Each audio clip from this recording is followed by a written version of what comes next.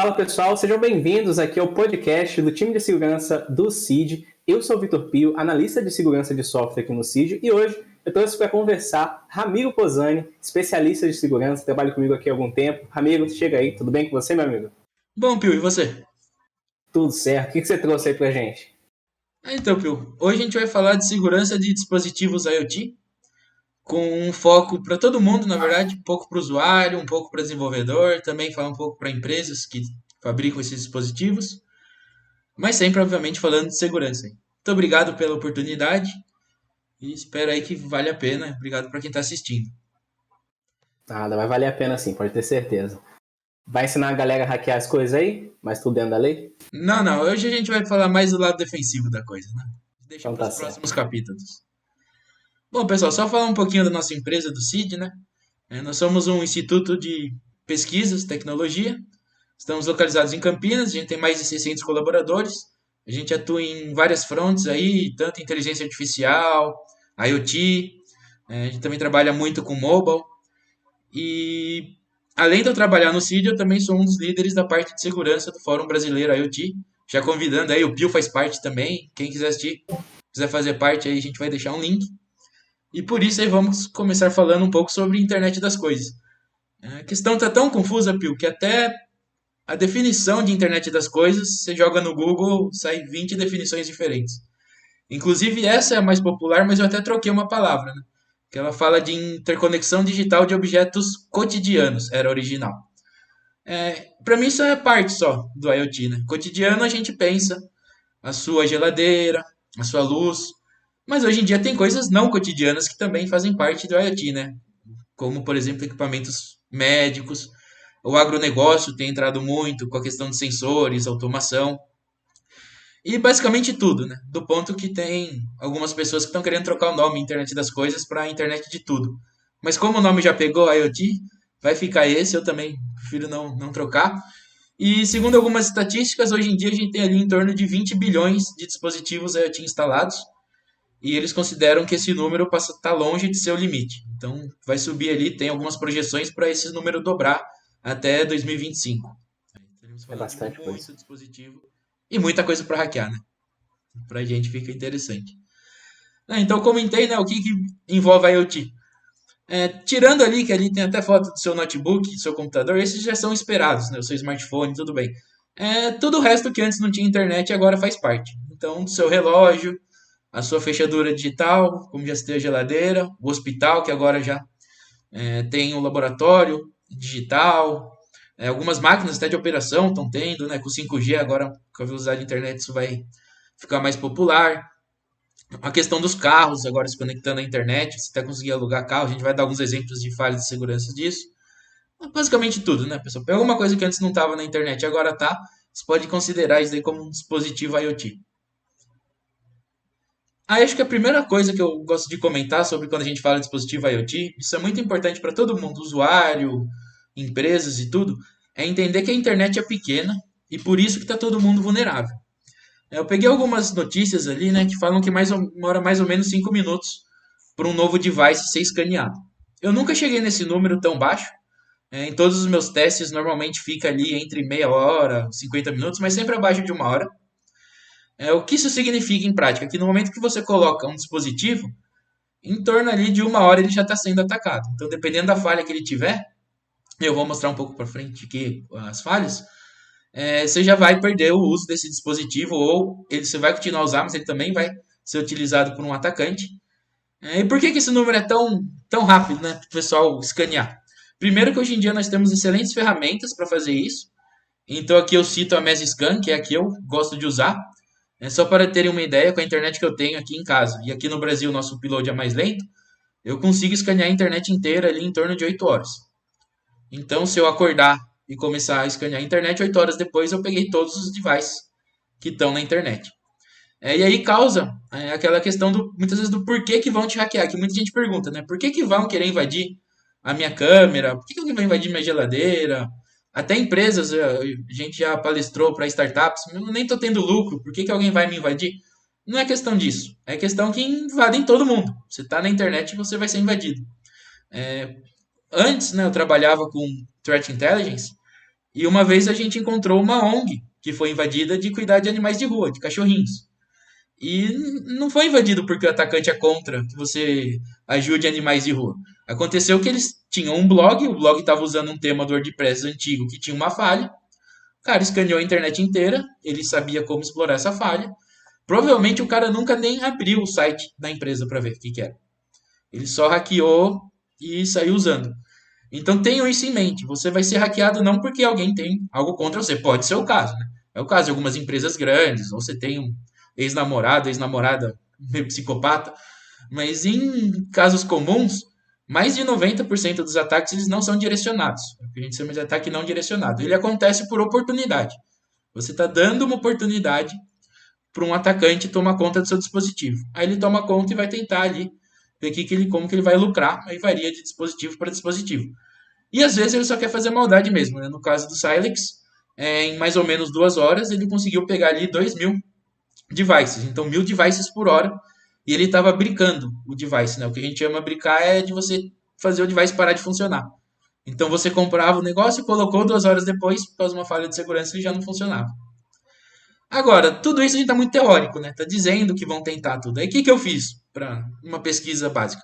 Eu coloquei um device IoT na internet, eu bloqueei ele de buscadores, então o Google não encontra, o Bing não encontra, não tinha como encontrar. A única forma de encontrar o meu device era você escaneando a internet inteira. E aí, por 24 horas, eu fiquei analisando as conexões que ele estava recebendo, né? O que estava acontecendo com ele. Aí, o que eu fiz? Eu abri duas portas. A porta 80, que é a porta de servidor padrão. Normalmente, quando você tem um device e ele abre ali um site bonitinho para você poder configurar. Normalmente eu tá na porta 80, se for um pouco mais seguro, na 443.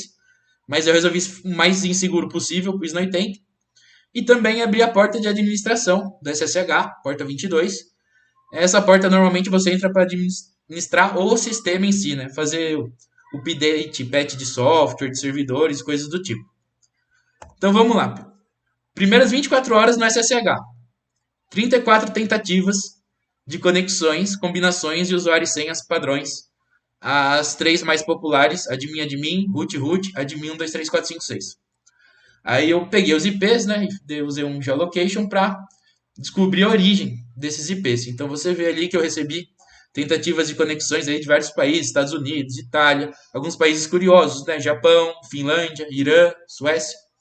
Deixa bem claro para o pessoal em casa que está ouvindo, isso não significa que o atacante estava nesse país. Não é o que eu acredito. O que acontece normalmente é que o atacante invade um servidor, um computador, um device e usa esse device como ponte para atacar o meu device. Então, por exemplo, esse ataque que veio do Irã, eu não acredito que era um iraniano na casa dele escaneando a internet e tentou se conectar ao meu SSH. O que eu acredito é que alguém estava usando um proxy, um computador que passava pelo Irã, e foi esse o último que eu recebi.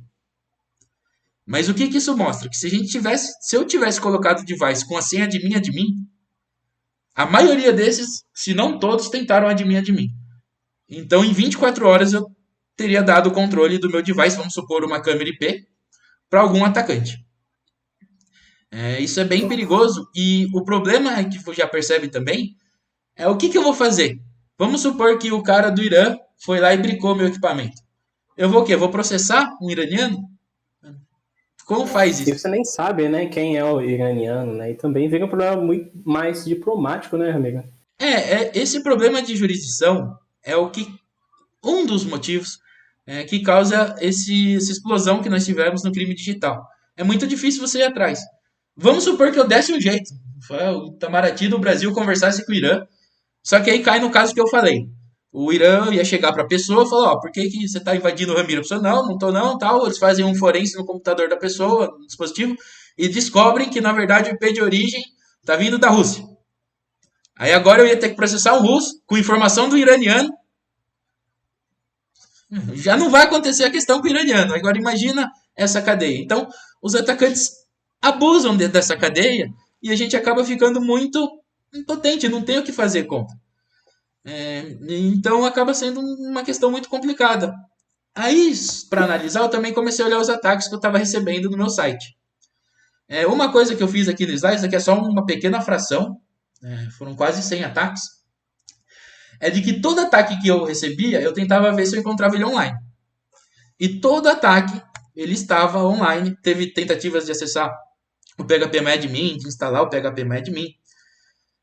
E todos os ataques que tentaram em mim eram com ferramentas ou exploits. O que é o exploit? Alguém encontra uma falha de segurança no software, e aí o pessoal cria um pequeno software só para explorar essa falha, e a gente chama esse software de um exploit. Então era tudo público, o que eu esperava, porque quando você tem um que ninguém sabe, a gente chama isso de zero day ou day. Esses são os que valem mais. Aí ninguém vai usar no meu simples devicezinho que eu coloquei na internet, né? Porque a gente chama de queimar. Porque eu poderia pegar o log, perceber o que o cara fez, avisar o fabricante conserta e o cara perde o ataque dele. Então, normalmente, nesses ataques muito automatizados, básicos, eles são tudo com informações que já tem disponível na internet. E tiveram diversos tipos de ataque. E uma coisa interessante é que essas ferramentas que o pessoal usa, né, desde o Messscan, Nmap, SQLmap, Nikto, elas deixam um rastro. É muito fácil descobrir que é essa ferramenta. Então, no caso aqui, eu comecei a olhar o User Agent. O que é o User Agent?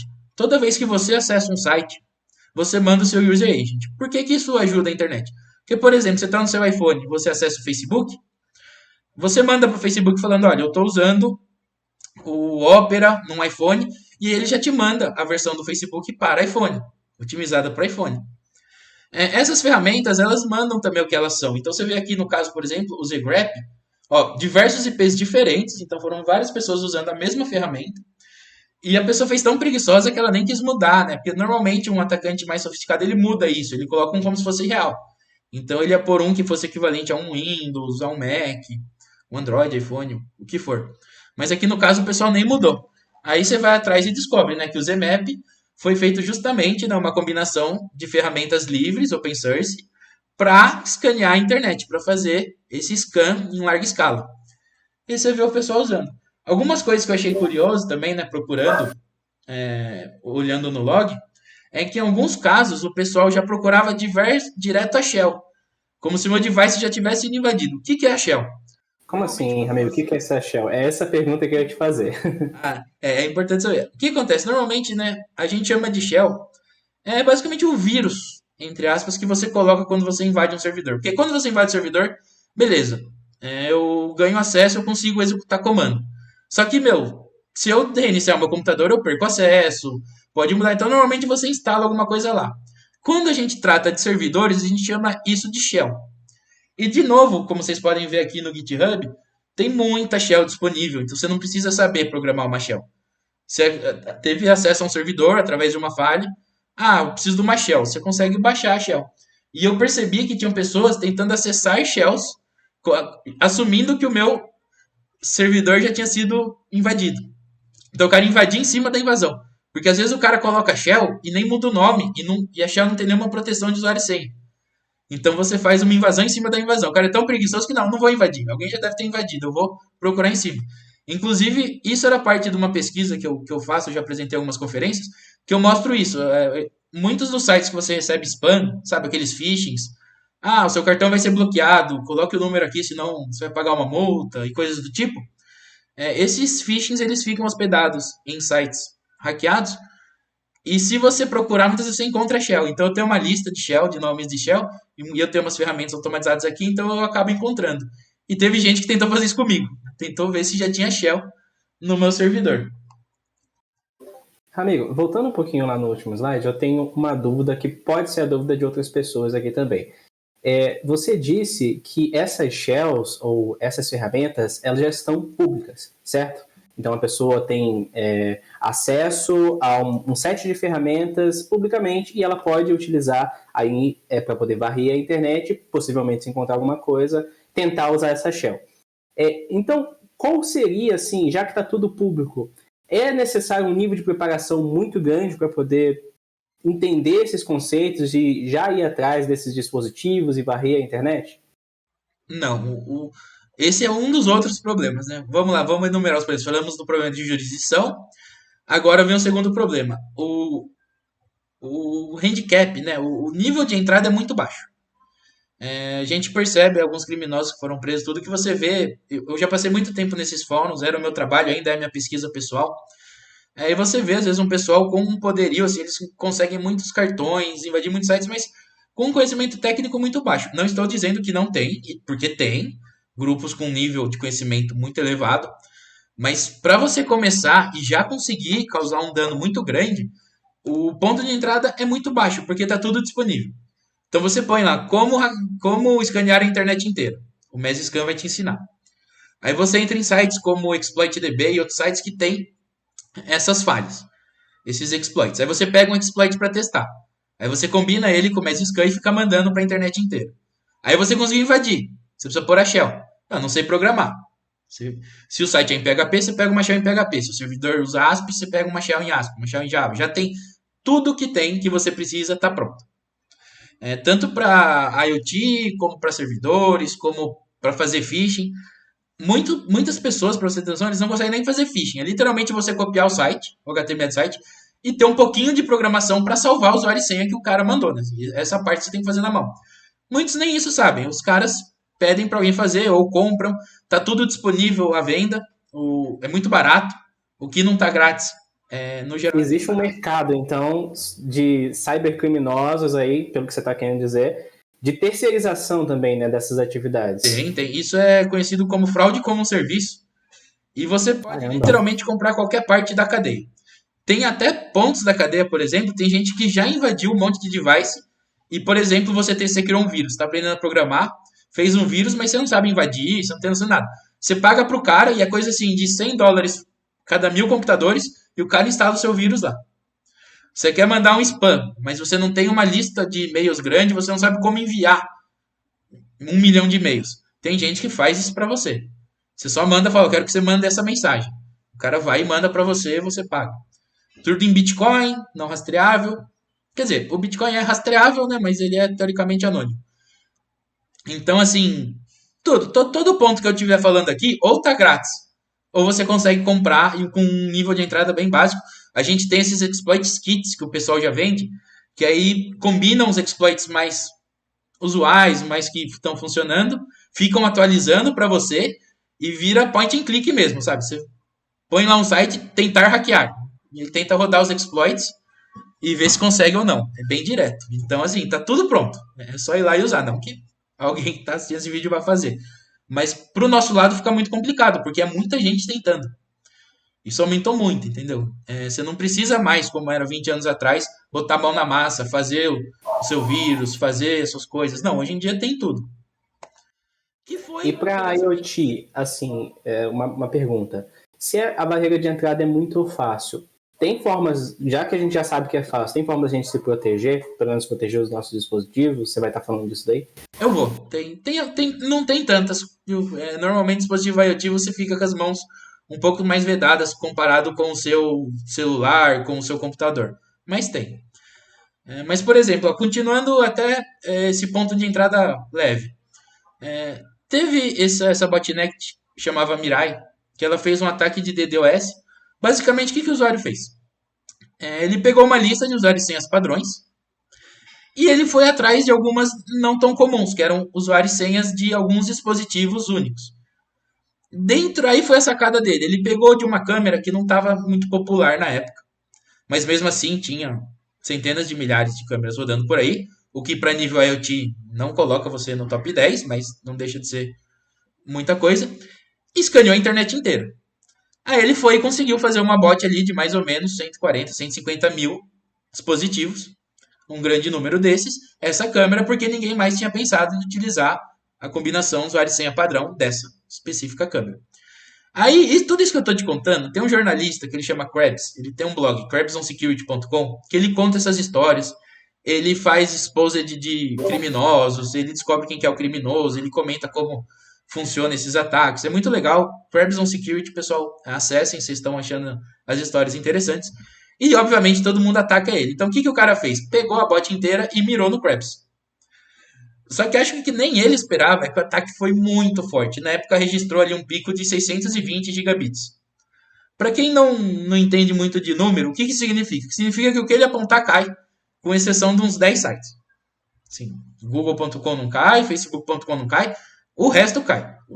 A sua empresa que você está aqui me ouvindo cai, o seu blog cai, Se você estiver jogando, alguém mirar no seu IP cai. É muita coisa. Se ele tivesse mirado no site brasileiro, era capaz de ele não derrubar o site, porque não ia chegar no site. O pacote viajando, né, ele passa por diversos sorteadores e tudo mais, ele ia derrubar alguma coisa no meio do caminho. E já ultrapassaram esse valor. Né? Então foi muito grande. E, de novo, qual que foi a técnica que tornou o maior ataque de DDoS da história até então? Foi ele ter tido a ideia de ter encontrado online um documento dessa câmera com usuário e senha e ter colocado, e ninguém antes ter pensado. Obviamente que aí todo mundo foi atrás e começou a procurar a câmera, porque todo mundo pegava a primeira, né? Qual que é a câmera mais vendida do Amazon? Eles usavam só essas. Ele foi um pouquinho mais lá, página 2, página 3, e utilizou. Só que todo mundo percebeu, né? Falou, não, é verdade, mesmo a não mais vendida, se tiver 100 mil já é bastante coisa. E pior ainda, ele soltou o código-fonte do que ele fez. Ele tornou público.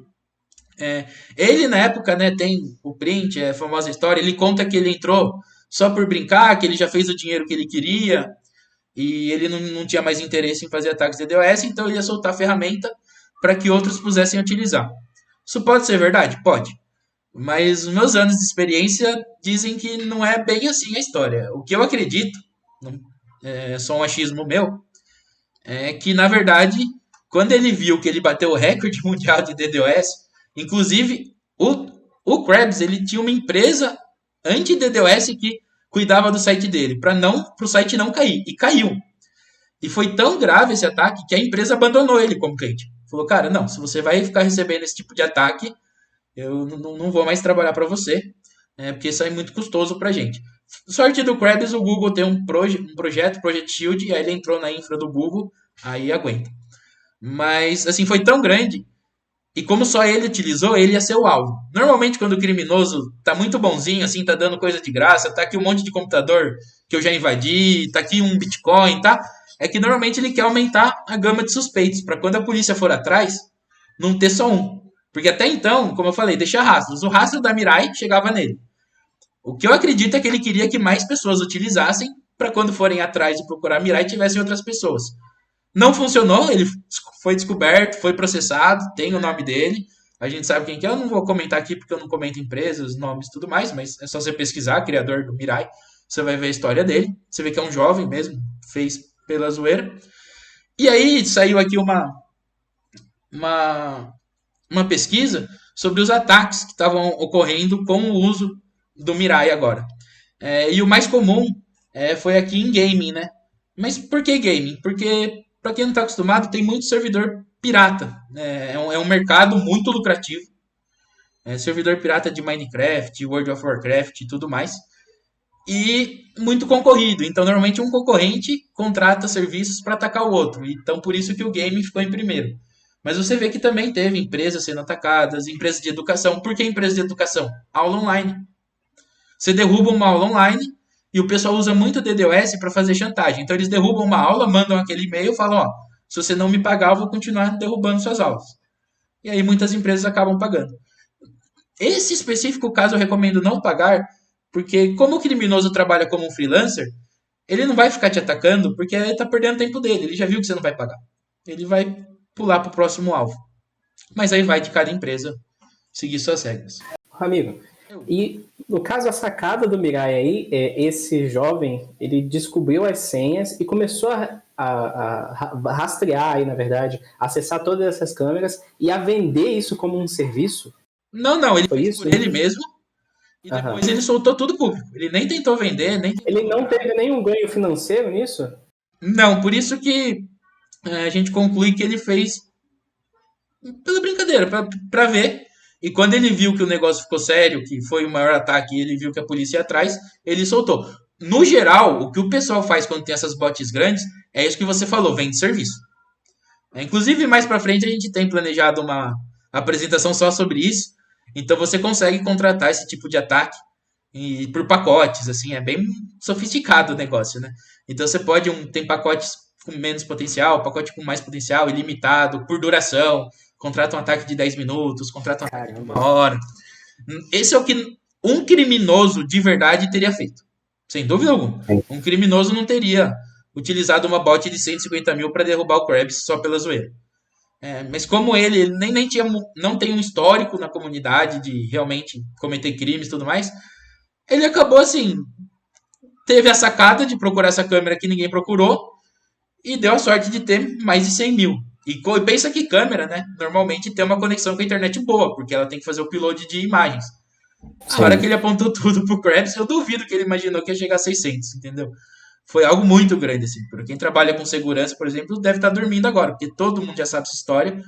Mas para quem não sabe, fica aí só a detalhe, né? Você tem essas ideias, você está numa startup, se apontarem para essa startup, ela cai. Então, se o seu negócio depende de não cair, coloca isso na análise de risco, e cai.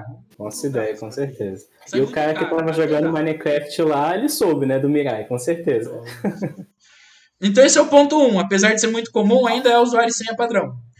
Tanto que no Brasil, agora, por exemplo, o governo aprovou o ato 77 da Anatel, que é para cada modem agora que vier para o usuário vai ser obrigado a vir com uma senha diferente.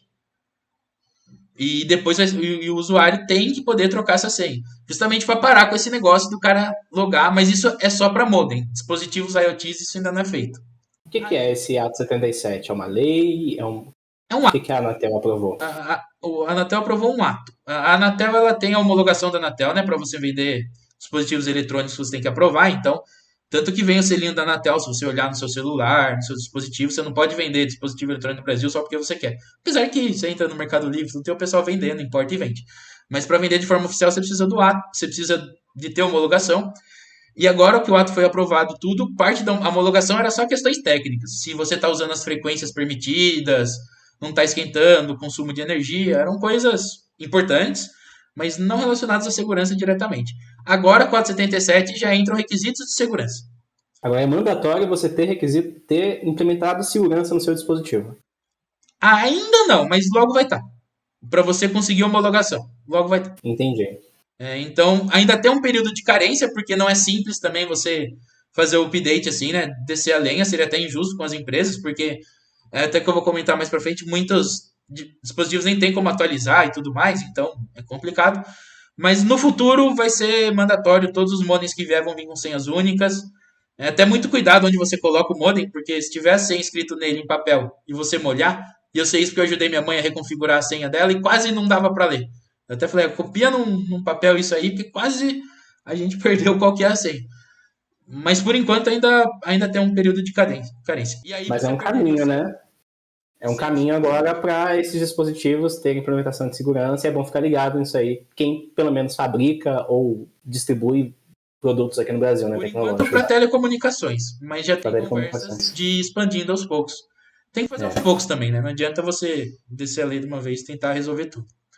Aí o segundo problema grave de IoT entendam que quase tudo que você tem na sua. Quase tudo não, tudo que você tem na sua casa de eletrônica é um Frankenstein. A não ser que você seja alguém que compra chips para montar e você tem só o chip. Tudo é um Frankenstein. Ah, o meu celular é da Coreia. Não, seu celular tem peças do mundo inteiro, Taiwan, China, Coreia, Estados Unidos, Brasil, é um software do mundo inteiro, é tudo uma mistureba. Qual que é o problema dessa mistureba em IoT?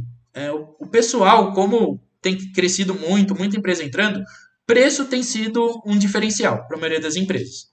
Então elas tentam utilizar, né, vender o dispositivo o mais barato possível. E para isso eles estão utilizando, muitas empresas aí estão comprando chips, estão comprando componentes que nem tem mais suporte, que a empresa que fabricava já não dá suporte há anos. E o problema é que esses chips, esses componentes vêm com software, firmware e tudo mais, e tem falhas de segurança. E aí, o que o EcoBot fez? Um negócio bem interessante. Quem está acostumado com ataque, chega uma hora que você para de utilizar exploits muito antigos, porque o que tinha para ser hackeado já foi. De vez em quando alguém ainda coloca alguma coisa muito antiga online e você acaba reutilizando, mas não faz parte mais do seu arsenal inicial. O o EcoBot percebeu, o pessoal percebeu para IoT?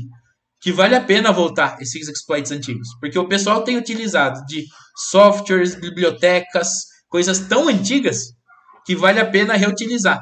Então, por exemplo, esse EcoBot, ele explorava falhas que foram publicadas em 2013, por exemplo. 2003. 2003. Deve ter gente que está ouvindo isso que nem nascido estava. Isso num dispositivo novo, relativamente O novo. dispositivo é novo, mas ele usa uma biblioteca absurdamente antiga. Por quê? Porque é muito difícil criar, principalmente em mais baixo nível, fazer um chip de som funcionar.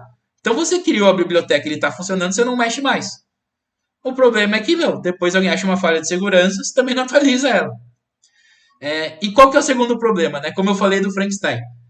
Não tem muitos vendedores de IoT.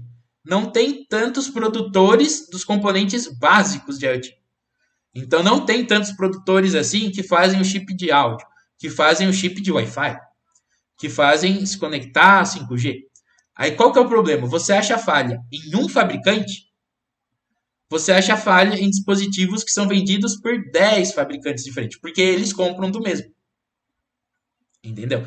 É o problema de você ter ali na cadeia de suprimento. Todo mundo está usando o mesmo fornecedor, então o produto final, mesmo sendo marcas diferentes, contém a mesma falha, que foi o caso desse estudo, né, desse laboratório, que eles encontraram um problema bem de baixo nível de uma biblioteca TCP/IP, então uma biblioteca que fazia o device IoT se conectar à internet. E qual que era o problema?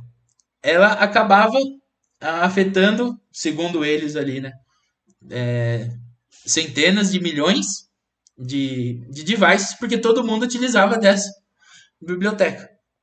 E isso a gente tem visto, esse problema é muito sério. Você encontra um problema em um fornecedor e agora você invade diversos produtos. E muitas vezes em produtos que o fornecedor não faz mais manutenção. Então você vai ter que na mão corrigir. Isso aí é muito difícil. E aí, Pio, você me perguntou o que o usuário faz. Cara, nesse caso, a não ser que o usuário tenha um conhecimento elevadíssimo de engenharia reversa, de hardware hack, um conhecimento que, por exemplo, eu não tenho. Eu não sei pegar minha lâmpada aqui e modificar a forma do Wi-Fi dela. Não sei. A minha parte é web, cripto. Então, eu que trabalho segurança há mais de uma década, não sei fazer. Devem ter alguns ouvintes que sabem. Mas a maioria, quando pega esse caso, o que está acontecendo hoje em dia, pelo menos com a GDPR, LGPD? Pelo menos as empresas são obrigadas a avisar. Então, pelo menos você pode saber. Fala, se a sua câmera aí tá com uma falha, mas você consertar é bem complicado.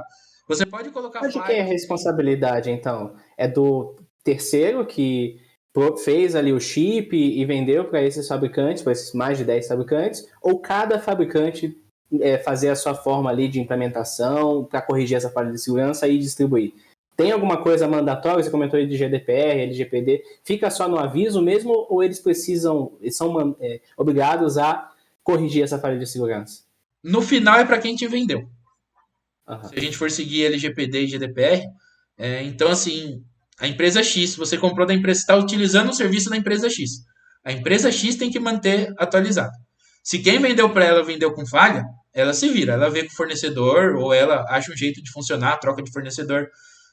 Na verdade, se você perguntasse quem é responsável, ninguém. Em termos práticos, ninguém está responsável pela situação. Agora, com GDPR, LGPD, quem está vendendo o serviço final. Então, fica o aviso aí para quem está abrindo uma startup e tudo mais, cuidado com seus fornecedores. Inclusive, nós, né, como CID, nós prestamos esses serviços e a gente viu uma explosão disso, porque, inclusive, eu palestro muito no Developers Conference e eu percebi que é interessante que você vai na trilha de segurança, uma porcentagem grande de pessoas que estão participando são donos de pequenas empresas que sempre vendiam software de prateleira para empresas americanas, europeias, e do nada, na hora de renovar o contrato, os caras colocaram uma cláusula. Eu quero que você me prove que você está seguindo boas práticas de segurança, eu quero saber o que você faz de segurança. E, na verdade, eles não faziam nada. E aí eles normalmente iam lá na trilha para ver, né, o que eles poderiam implementar, porque justamente isso, o pessoal que estava comprando aquele software e depois acaba revendendo ou utilizando como parte de um serviço para terceiro, começou a se tocar, fala, não, vai sobrar para mim o processo, então eu quero saber o que você está fazendo de segurança. Aí qualquer coisa você já tem uma defesa jurídica, aí eu já não entendo muito, mas você pode falar, o cara me falou que era seguro. Não é, então passa o processo adiante, eu não sei como vai funcionar. Mas no final, por causa de um fornecedor, pode quebrar a empresa de um cara, a startup, por exemplo, né, que está fornecendo ali provavelmente uma coisa de IoT, está importando de vários fornecedores de diversos países. uma falha que ele nem teve culpa, ele não sabia, pode quebrar o negócio dele, né? E ficar mal visto ainda, né? Pelos clientes, pelo mercado, enfim. Olha, eu não conheço de história de startup que quebrou por falha que o ponto de entrada foi IoT, mas por falha de software de terceiro eu conheço. A gente já teve startup com patrimônio de mais de 100 milhões de dólares e em questão de 2 meses declarar falência por ataque de ransomware que aí perderam o backup, perderam tudo e o ponto de entrada foi um software desatualizado de um terceiro que estava com falha. Então, assim, é complicado. Bom, o uso de falhas conhecidas, ele continua, né? De novo, aqui câmera continua tendo muito. E, ó, eu só quis trazer esses títulos para vocês verem aqui, ó. Múltiplos vendedores. Entendeu? Dezenas de vendedores de IoT. Só para ver como no título, ó, é a mesma falha dezena. E você me perguntou quanto conhecimento tem para fazer isso. Lembra que eu falei que você tem que escanear a internet inteira? Então, você nem precisa. Já fizeram isso para você. Existe esse site, shodan.io. Ele é aberto, ele tem uma versão paga, que se alguém quiser eu recomendo que espere novembro Black Friday, que eles entram Black Friday de verdade, a minha versão paga deles é a da Black Friday. Eles já escanearam a internet inteira. E eles fizeram o que chama de banner grab. Então eles já pegaram as informações. Então, por exemplo, essa webcam XP é uma câmera conhecida por não ter nenhum tipo de autenticação, autorização em versões antigas. É só você encontrar, você começa a ver para onde o cara apontou a câmera, você tá vendo. Então pense o problema. Então eu fiz uma busca aqui, né, mas para não comprometer e aproveitar a questão de jurisdição, por câmeras na Austrália. Ele não achou muito, achou 28. Obviamente, né, por questões morais, eu não fucei para ver se realmente eu ia conseguir olhar a câmera do pessoal. Mas eu imagino que provavelmente dessas 28, com certeza algumas estavam com essa falha. Então veja o nível de entrada. É literalmente você entrar no Shodan, descobrir o que você tem que pôr aqui e pior, o pessoal publica isso. Então tem muita gente que fala, ó, se você quer fuçar câmeras, façam essas buscas no Shodan. Se você quer zoar o termostrato de alguém, faça essa busca. Então, e às vezes nem para ter ganho financeiro, só pela brincadeira mesmo, né? Só para causar dano mesmo. E aí, por exemplo, nesse caso, eu busquei na Austrália e ele encontrou ali 28. Poderia ter feito essa busca no Brasil, teria dado muito mais resultados. E essa busca aí serve para qualquer tipo de dispositivo? Tipo servidores, dispositivos IoT? Serve para tudo? Para tudo, mas o Shodan tem uma limitação que ele não escaneou a internet por todas as portas, até porque isso seria um esforço monumental. Né? Você tem 65 mil portas TCP, mais 65 mil portas UDP, então é um trabalho muito grande. O Shodan, ele escaneia as principais portas, eles estão em processo de escanear mais portas, então eles estão adicionando. Então, assim, sim, eles escanearam e continuam escaneando a internet inteira, mas, por exemplo, dispositivos IoTs que usam portas não convencionais, sei lá, 5, 6, 7, 8. Sequencial acho que pegaria, mas vai. 1, 8, 3, 7. Aí provavelmente não vai aparecer no Shodan. Mas aí, por exemplo, se você encontrou uma falha nessa porta estranha, aí você pode escanear a internet inteira, em 24 horas você vai encontrar todos os devices. Então o Shodan, ele foi feito, no original era mais para fazer levantamento dos servidores, mas como muito IoT também tem, né, como a gente comentou, um servidorzinho lá rodando, ele acabou pegando. Então veja que você nem precisar escanear a internet, precisa. Você já tem o Shodan para te mostrar, o ExploitDB para você baixar o exploit, é só rodar. É quase o trabalho de copiar e colar, né? Você copia e cola um comando já pronto, que alguém já publicou, clica no search para buscar, acha ali um ponto de entrada e começa a se debruçar, né? Essa é a verdade. É um copia e cola tão sem noção do que está acontecendo por trás, que às vezes a gente encontra que a pessoa põe exemplo assim, meu IP, e o cara copia meu IP. Aí ele vai no fórum, gente, por que não está funcionando? Aí alguém vem e fala, meu amigo, meu IP é para você pôr o IP que você está testando. Mas tem um detalhe, o pessoal que está usando IoT e está meio assustado, você não precisa ficar tão assustado, por quê? O seu dispositivo IoT, muito provavelmente ele não está na internet. Essa é a boa notícia. Como no caso, eu tenho aqui na minha casa, em boa parte da minha casa, luzes IoTs, né, RGB, achei mó legal, que você fica trocando a cor delas e tudo mais, e você não consegue, se você quiser hackear minhas luzes diretamente. Não vou desafiar ninguém, porque é possível, você invade o meu modem, abre as portas do meu modem, né? Faz um port forward e aí você vai ter acesso às luzes. Mas diretamente escaneando a internet, você e a maioria dos usuários que estão aqui, quando você contratou net, claro, a sua fibra, cabo, qualquer coisa, você recebe um modem roteador ao mesmo tempo, né? E aí, tudo que está dentro da sua casa, ele está na sua rede interna. E o que fica para a internet é o seu modem. Então você tem que se preocupar em trocar a senha, usuário e senha do seu modem. Não abrir o seu modem para a internet também, você pode fechar as portas. Aí a pessoa até encontra o seu IP, mas não vai encontrar absolutamente nada. Isso é legal, só que causa um problema. Como que eu acesso a minha câmera se eu quiser acessar a minha câmera quando eu não estiver em casa? Ou quiser mudar a luz. Esqueci a luz acesa, quero desligar a luz. Qual que foi a solução que o pessoal encontrou? É utilizar servidores de cloud como um terceiro. Então, por exemplo, o que eu estaria tentando fazer? Eu sou usuário, estaria, por exemplo, fui lá no CID trabalhar, esqueci a luz acesa, e ia querer acessar minha luz aqui. Não consigo fazer isso. Então, como que eles fazem? A minha luz fica, por exemplo, a cada segundo, perguntando na internet para um servidor: é para eu fazer alguma coisa? E o servidor fica respondendo: não. Aí um segundo depois a luz pergunta: é para eu fazer alguma coisa? O servidor responde: não. Quando eu quero que ela desligue, eu não vou acessar minha luz. Eu vou no servidor e falo: desliga minhas luzes. Ele fala: ok. Aí ele fica esperando. A luz vai lá e pergunta no servidor: é para eu fazer alguma coisa? O servidor fala: agora sim, desliga a luz. Aí ele desliga. Então, bem interessante.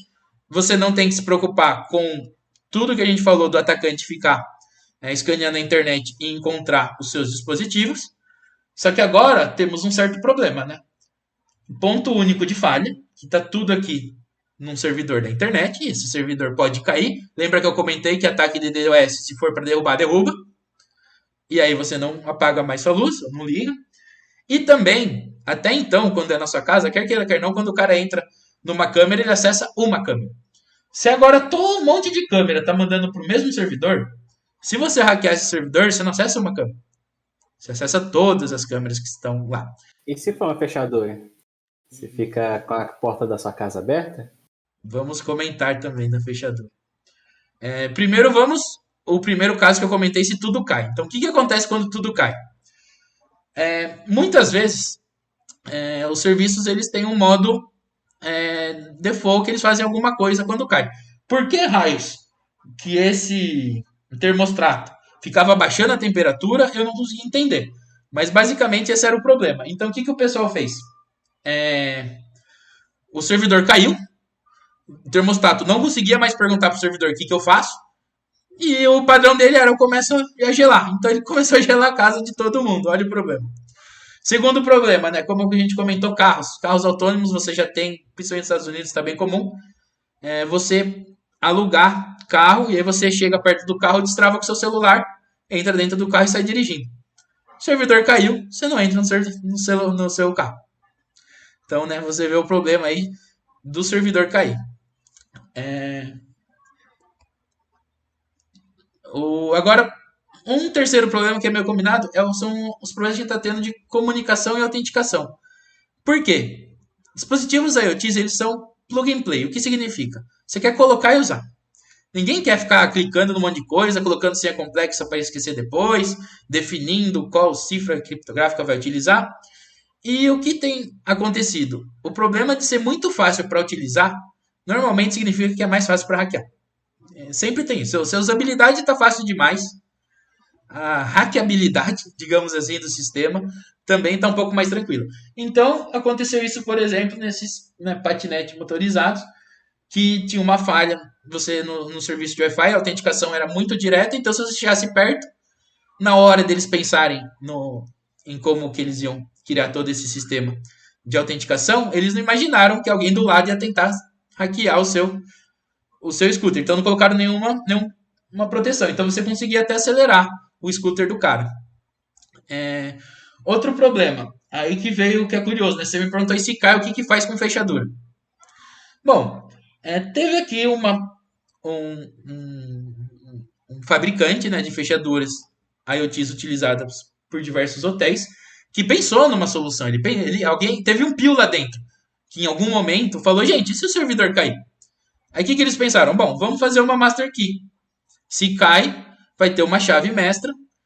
E provavelmente eles devem ter considerado que uma master key para cada fechadura. Imagina o coitado da recepção do hotel, a hora que cai a internet. Descendo 300 hóspedes pedindo, ele tendo que pegar uma. Não, vamos pôr uma padrão, facilita para o usuário, facilita para o cara do hotel. De novo, facilitou para o atacante. Alguém teve acesso ao código-fonte disso, faz uma engenharia reversa, né? Compra você como você quisesse usar, fez a engenharia reversa e viu que a master key era igual para todo mundo. O que ele fez? Criou a master key para ele. Então, a partir desse momento, aquele atacante, se ele estivesse no hotel que está utilizando aquela chave, ele consegue entrar em qualquer quarto. E o problema pior, não tinha como atualizar isso. Nossa, cara. Então, olha o Hotel problema. de graça. Bom, Pio, e você? Para o usuário de casa, que agora está meio preocupado ou está pensando em comprar, aí vai daqui você comprar. Eu vi algumas que abrem, então, essas são, eu diria, as mais baixo nível. Algumas muito alto níveis, mesmo as mais caras, elas têm mais de uma chave. Então ela cai, ela continua trancada, mas por segurança, como ela tem, né, mais de uma fechadura, você precisa de uma chave por fechadura. Aí você tem que lembrar, então, de sair de casa com essas chaves, senão você não entra na sua casa. E meio que mata o propósito, não mata, Pio? Você vai pôr uma fechadura eletrônica, mas você não pode esquecer de usar a chave, de estar com a chave. E o pior, você vai acabar esquecendo. Porque é raro cair. Vamos ser bem honestos, é raro. Então você vai acostumar a destravar com o celular, destravar por aproximação. Então você chega perto, a porta abre, você vai ficar mal feliz. Um belo dia você vai cair a internet. Você não vai entrar em casa. Né? Então é uma coisa a se pensar. Então na hora que você for escolher a sua fechadura, veja qual que é o default dela sem internet e veja se bate com o propósito que você espera para você. E se tiver chave, pelo amor de Deus, não esquece de guardar a chave num lugar que dê para você buscar, não deixa na casa. E olha só como faltou carga de segurança na ideia da Master Key aí, da chave super poderosa, né? Eles imaginaram o seguinte, beleza, vai ter comunicação, vai ter autenticação, mas e a autorização, né? Um usuário, ou seja, a pessoa que está no quarto 101, ele pode acessar o quarto 102? Agora não, né, gente? Para eles pode, né? Um caso curioso que eu trouxe aqui, né, é que o pessoal, porque eu tinha visto uns albergues que tem esses casulos super conectados, USB, Wi-Fi, IoT. Interessante, né? Só que o que aconteceu? Eles estavam usando um chip para fazer toda essa conectividade Wi-Fi tão antigo que utilizava o app. O app é um negócio que, se você está na faculdade, seu professor está ensinando, cara, fala pro seu professor que já passou, entendeu? É uma coisa assim que eu já não via há anos. Eu já nem ligo mais para o app. Assim. E voltou. Com a IoT voltou e não é só esse caso do casulo. Já encontraram diversos. Uma microexplicação aí, para que é o app? Para a galera que acabou de chegar agora. O app era, na verdade, até o próprio nome, o app significa privacidade equivalente à cabeada. Então era a ideia de você fazer a conexão Wi-Fi com a segurança de uma conexão cabeada. Porque no começo você tinha o Wi-Fi totalmente aberto, então a pessoa conseguia ver tudo que você estava fazendo, a não ser que você estivesse acessando um site com segurança. Não, mas nessa época do app também a maioria dos sites não era HTTPS, então você acabava conseguindo ver tudo. E aí no app colocaram segurança. O problema é que foi muito mal feito. Não foi mal feito, assim, não dá pra só dizer que a tecnologia evoluiu. Acabou não sendo lá, já tinham problemas inerentes. E quando a tecnologia evoluiu, aí quebrou de vez. Assim, começou já meio ruim e ficou pior. Então hoje em dia é trivial, se alguém está utilizando o app, você utilizar. Só qual é o problema? Esses chips, que como eu comentei, os mais baratos de 10 anos atrás que ninguém atualizou. Chips Wi-Fi, né? Já vem com o app, né? É. E aí o pessoal conseguia hackear o casulo da cara, ficar zoando, né? Ficar mudando um monte de coisa. Esses casulos são bem interessantes, né? Só não deviam utilizar o app. Aí o outro problema ainda é uma falta de criptografia. Então lembra que eu contei que 10 anos atrás não tinha? Hoje em dia tudo tem. Então o pessoal fala, se eu tiver no Facebook, no Gmail, eles usam, a não ser que tenha um man in the middle, mas não vamos entrar aqui em ataques, mas mesmo assim não é trivial fazer, provavelmente vai dar problema no seu browser, o aplicativo não vai acessar. Mas ainda tem muitos IoTs que nem tem essa disponibilidade de você utilizar nenhum tipo de criptografia. E um problema grande é colocar tudo na mesma rede. É isso principalmente para empresas. Então eu trouxe aqui até um dado assustador, né, que fizeram uma pesquisa em hospitais, né, que hospitais agora estão começando a utilizar muito IoT, e eles viram que estão colocando tudo na mesma rede, e muitas vezes expostos para a internet. Então, porque eles precisam acessar o dispositivo IoT, eles querem que o médico acesse direto da casa dele o dispositivo. E aí você causa muitos problemas. Então, pelo menos a dica que fica aí de quem está criando ali um startup, uma empresa pequena, separa, né? Separa uma rede, tudo. Você aí na sua casa pode fazer isso também, mas aí você teria que procurar um tutorial aí como criar redes separadas, mas eu não acho que seja necessário. Contanto que esteja tudo dentro da sua rede, da Wi-Fi, para um usuário comum, tudo bem, tudo na mesma rede. Agora, muito bom que você citou no caso de autenticação e autorização. Bom, só comentar, né? Como a gente falou, o Ato 77, a primeira vez que eu dei essa palestra nem tinha o Ato 77 ainda, ele estava em discussão, agora já tem. Alguns países estão começando a fazer regulações específicas para. Não, aí quando eles chamam IoT é para tudo. E eles estão banindo produtos com falhas gravíssimas de segurança, porque eles estão considerando que está colocando em risco, da mesma forma que você pode banir um medicamento, uma bebida, né? Como teve no Brasil aquela cerveja que tinha uma substância lá que fazia muito mal. Agora estão tratando também dispositivos tão totalmente inseguros como um problema de privacidade, um problema público, e aí tem o governo descendo a mão e falando, ok, você não quer corrigir, então não vai vender. Esse caso da boneca, ele foi muito interessante, porque o pessoal até começou a chamar ela de spying doll, né? E ela era uma boneca com câmera para você ficar olhando, né, a sua casa, o seu filho, sua babá. O que você não sabia é que todo mundo tinha acesso à sua boneca. Como? Vamos voltar aqui o caso da boneca. A boneca fez o que a gente comentou de utilizar um serviço da cloud. Então, começou seguro. O atacante ali, o pervertido, não vai conseguir ficar olhando sua boneca da casa dele. Ele não tem acesso direto à sua boneca. Ele vai bater aqui, né, no seu modem. Então, sua boneca faz aquele esquema. Ela fica conversando com o servidor, mandando as imagens para o servidor. Você entra no servidor e vê as imagens da sua boneca. Então, vamos. Primeiro, você tem que se autenticar no servidor. Você compra a boneca, você ganha lá, né? Entra lá um serial, se cadastra com seu usuário e senha, entra, aparece uma página bonitinho, aparece todas as suas bonecas. Você clica na sua boneca e começa a ver a sua boneca. Até aí, perfeito. Se você utiliza como usuário comum, você só vê a sua boneca. Só que todas as bonecas estão no mesmo servidor. Quando você clica na boneca, a boneca tinha um identificador. Então vamos supor que a minha boneca era 1000 e a boneca do Pio era 1001. Na verdade, a do Pio vai até 2010. Você colecionava essas bonecas, né, Pio? Não, nunca gostei de boneca, não, cara. Eu tô com um monte de Funko aqui atrás. Mas vamos lá, então. A minha boneca, quando cadastrou no sistema, ganhou o ID 1000 e a do Pio 1001. Quando eu clicava lá na minha boneca para ver o vídeo dela, pedia para o servidor, mostre o vídeo da boneca 1000. O servidor olhava se minha sessão era válida, se eu tinha me logado no servidor, se eu estava autenticado, e me mostrava 1000. Mas aí, não eu, né? Estou recriando o que o pesquisador fez. Olha, se hein? eu colocar 1001. O pesquisador colocou 1001. O que aconteceu? Começou a olhar a boneca do Pio. Por quê? Porque o servidor olhava se você estava autenticado. Mas como o Pio já explicou, ele não olhava se você estava autorizado a ver o que você estava querendo ver. Então ele simplesmente olhava e falou, ok, alguém pediu a boneca 1001, o cara tá logado, logou com o usuário e senha correto, tá aqui a boneca 1001, e tá aqui a boneca 1002, e tá aqui a boneca 1003. E o cara conseguia espiar. Então qualquer pessoa que conseguisse logar nesse sistema tinha acesso a todas as bonecas.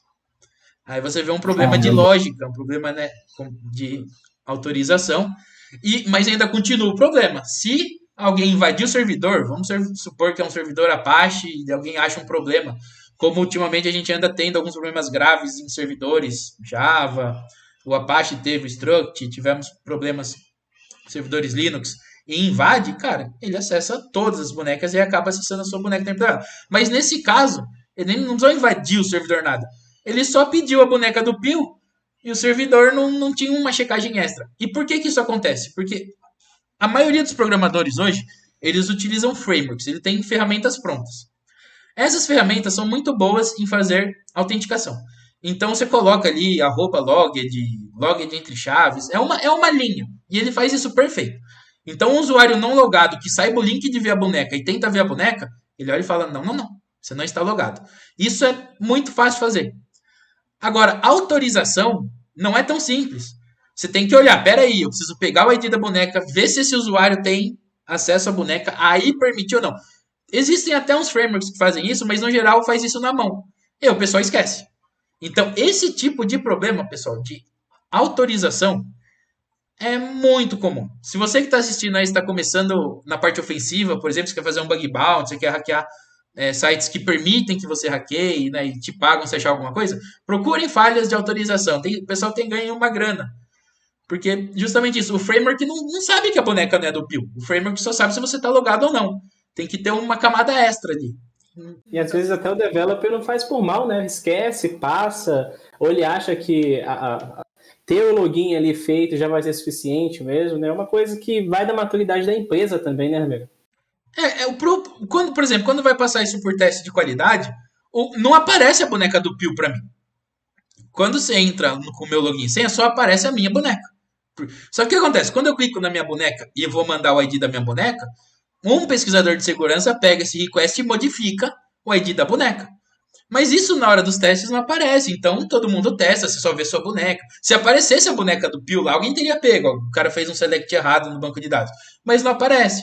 E esse tipo de manipulação, se você não tem uma equipe de segurança, se você não tem pelo menos políticas de segurança de fazer esse tipo de checagem, acaba passando. E essas lógicas de falha de negócio, elas passam porque o programador não faz por mal. Em alguns casos, a gente descobriu que fez, né? Já deixaram uns backdoors aqui ali. Mas, no geral, se o programador não pensou no ataque, na hora que ele vai testar, ele não vai testar o ataque. E é muito difícil num sistema complexo você pensar em todos os ataques.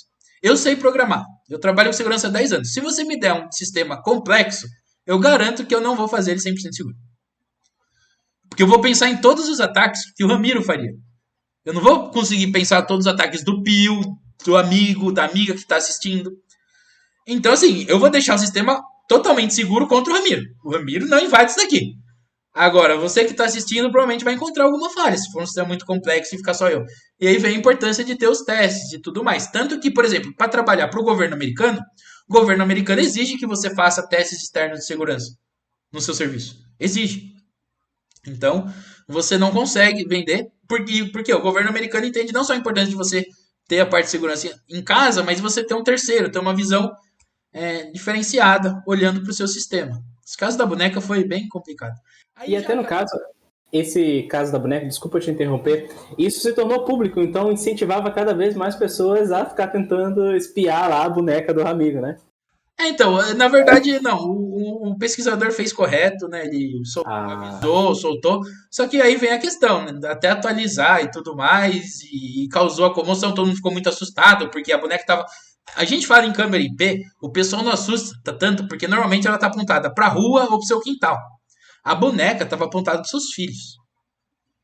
Então a comoção foi muito grande. E aí gerou um debate público muito grande da sua. Sabe, a privacidade hackeada do. Que tem até o famoso documentário. Mas aquilo lá assustou, falou: caramba, eu coloquei um negócio que um pervertido podia ficar olhando minha filhinha. Entendeu? Ficar olhando a babá, fica. É um negócio complicado. É bem. Deu um debate público muito interessante. Eu achei a resposta do governo alemão muito interessante. Falou: ó, o que você fez foi muito. Bem honestamente, né? Meio amador. Então, não vende. Quer queira, quer não, pessoal. Eu não quero entrar aqui num debate político. Deve ter gente de direita, esquerda, cima, baixo, ponta cabeça assistindo esse vídeo aqui. Mas a verdade é que, historicamente, o pessoal só se preocupa com segurança se alguém demanda. De onde vem essa demanda? Empresas, então não só. A gente tem empresas grandes que demandam para você prestar serviço para mim, você tem que fazer pentest, você tem que ter alguém vendo seu código. Já aconteceu, então, gente que dá muita consultoria, a gente às vezes recebe empresa, você vê que a empresa não está interessada. Ela está fazendo porque ela quer o seu compliance. Aí você encontra um monte de problema, a empresa fica doida da vida. Que é aqueles que, na verdade, ele não está interessado em melhorar a segurança, ele simplesmente o outro mandou. E muitas vezes, por que o outro mandou? Quase sempre o interesse dele é porque o governo mandou. A gente viu essa corrida com o GDPR. Então era assim, e viu a corrida de empresas que, O LGPD no Brasil, eu vi uma palestra de um dono de empresa, a gente também presta consultoria, né? Cara, tem empresa que está querendo consultoria para LGPD que você nem consegue fazer, porque a pergunta número um que você faz, onde estão os dados? Como você processa os dados? A empresa não sabe. Então, assim, a empresa tem zero política, zero maturidade. E quer queira, quer não, está funcionando. O governo descer a linha e começar a fazer os processos, funcionou. Né? Independente do que você pense. Porque quer queira, quer não, a pressão das pessoas não funcionou. Você teve, por exemplo, a PSN hackeada, o próximo PlayStation bateu recorde de vendas. Eu não vi nenhum youtuber de review falar não comprem porque hackearam a PSN no passado. Era só review qual que é melhor, qual tem o melhor jogo. O Windows já teve 1 bilhão de problema e o pessoal continua utilizando. O Linux também tem problema. Ninguém fala, vamos então criar um novo. Na verdade é que depender do usuário não funcionou. E por isso que a União Europeia e cada país começou a criar suas leis e acabou funcionando. Né? E pelo jeito isso vai, a gente tem um direcionamento, cada vez vai ter mais. E tem até alguns, por exemplo, o Bruce Schneier, para quem não conhece, ele é basicamente sim, um dos maiores experts em criptografia e segurança do mundo. E ele, por exemplo, é da opinião de que o CEO da empresa devia ser preso. Se ficasse provado que ele não se importou com segurança. Não devia ser preso porque invadiram a empresa. Aí tudo bem. Porque alguns problemas, não existe sistema 100% seguro. Agora, se foi o caso da boneca, mostra que não se importou mesmo, ele é da opinião que devia ter um processo criminal contra o dono da empresa. Eu não partilho dessa opinião, sendo bem honesto, eu acho isso um pouco exagerado. Mas é o que ele fala, para forçar o pessoal a importar com segurança, porque ele trabalha com isso, sei lá, 40 anos, e ele fala, só agora que ele tá vendo as coisas mudar por causa das leis e das multas. Aí ele fala, imagina se prendesse, como ia mudar mais rápido. Até ia, mas aí eu já acho meio exagerado, aí vai de cada um imaginar. Acho que nenhum país vai passar uma lei de prender um dono pela empresa hackeada. O que pode ser preso, e já aconteceu, é de você tentar burlar as leis. Então é o seguinte, a LG, por exemplo, a Lei Geral de Proteção de Dados no Brasil, prevê multas, pode até ter problemas de continuar com a sua empresa, mas é só. É essa esfera civil, você vai perder dinheiro. Se você tentar burlar a lei, aí você pode entrar numa esfera criminal. Aí, obviamente, isso é tudo muito novo, Sim, sim. prudência, mas não está escrito na LGPD em lugar nenhum que vai prender um dono da empresa, acionistas da empresa. Isso, nenhum país está caminhando para isso. Agora, se você tenta burlar as leis, aí tudo bem, porque você tentou burlar uma lei, isso já tem. E especulação agora, amigo. Você vê, por exemplo, com o Ato 77, produtos e dispositivos de IoT, por exemplo, passando por esse mesmo tipo de situação que a boneca passou lá na Alemanha? No Brasil, não, cara. No Brasil, não. Honesto, não. Não no É. futuro próximo. Próximo. Um dia sim. O Brasil vai, eu acho que. A gente espera fazer lá fora para imitar aqui. Eu acho que num futuro próximo a gente vai começar a apertar mais em cima disso. Na verdade, a gente até fez. Há de se lembrar que o YouTube uma vez saiu do ar, porque o pessoal ficava postando daquele famoso vídeo, e um juiz lá foi e desceu. Então nada proíba que alguém convença um juiz e o cara proíba de vender alguma coisa. Mas eu acho pouco provável que, por uma falha de segurança. Vamos ver. Vamos ver.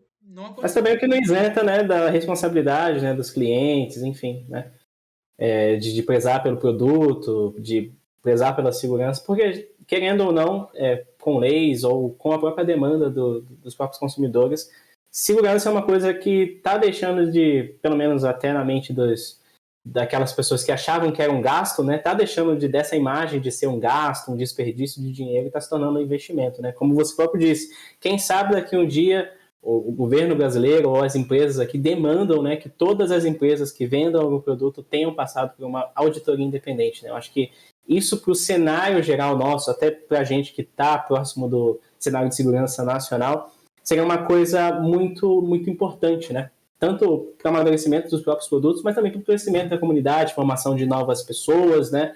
Principalmente para a galera que tem interesse aí em aprender segurança ofensiva, seria muito interessante. Seria, mas no final, para quem realmente importa é o usuário final. Você quer proteger o usuário. Sim. Mesmo que o usuário não se importe, porque no final das contas o usuário vai comprar o mais barato, não vai comprar o mais seguro. Mas, meu, se a gente puder fazer qualquer coisa para tornar o usuário mais seguro, mesmo ele não se importando, para mim é válido, porque é como eu falei, o usuário, por isso que eu tentei mostrar no começo aquele exemplo das 24 horas. Não é que o usuário não se importe, se você falar para o usuário, eu vou invadir sua câmera e ficar olhando. Quando eu vou falar em faculdade, por exemplo, quando teve o Eternal Blue, eu fazia, eu mostrava como que explorava usando o Eternal Blue, eu entrava no computador de uma pessoa, que na verdade era uma VM, então eu entrava, me auto-hackeava, e você sentia o pessoal legal, legal. A hora que. Aí eu mostrava o Better Better, né? Que ele é público, falava, ó, o cara vai usar isso. A hora que eu entrava lá, o Start Webcam, aí todo mundo prestava atenção. Aí todo mundo, opa, opa. O John Oliver, cara, ele tem um episódio hilário que ele pergunta pra pessoa: você se importa muito com segurança, tudo? O cara não, tal. Privacidade, ele não, o governo pode olhar tudo. Aí os seus nudes, pode olhar? Ele não. Não pode não. Aí muda de figura. Normalmente, quando assim, ninguém quer ser hackeado, ninguém quer, mas ninguém imagina que vai. Por isso que eu começo com aquele exemplo de que não é que o cara vai ser pervertido atrás de você, ele vai atrás de todo mundo. Ele acaba pegando suas coisas, aí ele vai tentar ganhar dinheiro. Ele teve acesso à sua boneca. Aí passou lá você trocando de roupa, ele grava isso, te manda o vídeo e fala, amigão, quanto você quer pra eu não mandar esse vídeo pros seus amigos? Entendeu? Ele não foi atrás, na 90 e tantos por cento, ele não foi atrás de você. Ele acessou uma câmera, viu que não devia, viu a oportunidade de lucrar e vai sobrar para você. Não foi. Inclusive, eu já peguei casos que veio escrito, não é pessoal. Literalmente, o criminoso falou, cara, não é pessoal, é apenas negócio. Mais de um. E pode perguntar pra qualquer pessoa que trabalhou com consultoria, eles já pegaram o caso. Os caras sabem, olha, não foi pessoal, negócio. Aí, para finalizar, um problema é garantir, né, que tenha acontecido, garantir a proteção durante todo o ciclo de vida. A gente imagina trocar o celular, alguns de 6 em 6 meses. Eu particularmente espero quebrar para trocar, mas você sabe que você vai trocar. Windows, você sabe que você vai atualizar. Agora, esses objetos IoTs, você quer que ele funcione até quebrar. Você não vai trocar geladeira, pelo menos a maioria das pessoas não troca a geladeira só por trocar, né? Você compra e vai até a hora que o motor sai mais caro que a geladeira. Aí você compra uma nova. As luzes que eu coloquei aqui, não vou trocar porque vai ser a versão. Já saiu a versão mais nova delas. Ela vai ficar aqui até ela queimar. E aí cai um problema. Se durar demais, começa a perder a garantia. E o próprio fabricante, ele, mano, eu tô na luz 4.0, você tá na 1.0, eu não vou mais atualizar a sua luz. Então traz aqui uns exemplos, né? Que nem o iPhone teve 12 anos, né, de patches de update. Por exemplo, o Windows XP. O Windows XP, quando a Microsoft anunciou que ela não ia mais fazer atualizações nem de segurança, primeiro ela voltou atrás por um tempo, de tão burbulho que o pessoal ficou louco. Segundo, que surgiu um monte de empresa oferecendo isso. Aí eu sei que alguns devem estar pensando, mas pelo amor de Deus, por que uma empresa usa o Windows XP? Até eu uso aqui meu Windows 10, Windows 11. É que muito software, ele é tão integrado ao sistema operacional, que atualizar o sistema operacional significa atualizar o software. E esse software, às vezes ele roda coisa crítica, coisa financeira, coisa médica, e tá rodando tão redondinho, e muitas vezes demorou para chegar nesse redondinho, que ninguém quer mexer. Então, felizmente, para coisas grandes, tipo Windows XP, você tem outras empresas que falam, não, eu vou fazer engenharia reversa no Windows, eu vou ficar olhando os criminosos, se sair alguma coisa nova, eu corrijo, mando aqui, você instala esse binário e corrige. Mas, de novo, muitos devices antigos nem tem como se atualizar. Como que atualiza minha luz? Não é assim trivial. E olha o problema aqui, ó. Naquela mesma pesquisa que tratava de tudo médico estar na mesma rede, eles encontraram que muitos sistemas médicos estão rodando em sistemas operacionais que não tem mais suporte. O que significa que isso tem uma falha. Aí você pega um hospital todo atrapalhado, que a rede de visitantes é a mesma rede do próprio hospital. Isso é pouco provável. O mais provável é que a rede do hospital você consiga, com uma word list interessante, você consiga pegar um usuário e senha, ou você de repente olha um enfermeiro colocando e já decora e vai lá e entra.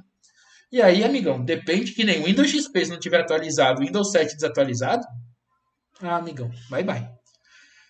Então, assim, é muito perigoso isso, entendeu, pessoal? Mas, de novo, não é tão trivial. Isso é uma coisa que o pessoal novo de segurança às vezes fica falando.